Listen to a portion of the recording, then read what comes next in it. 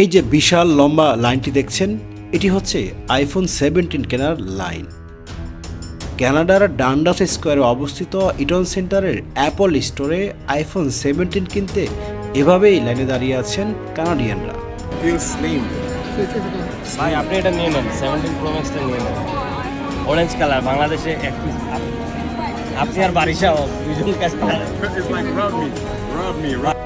এবারের কানাডা সফরে আমি আইফোন 17-এর দাম জানতে গিয়েছিলাম ইটন সেন্টারে।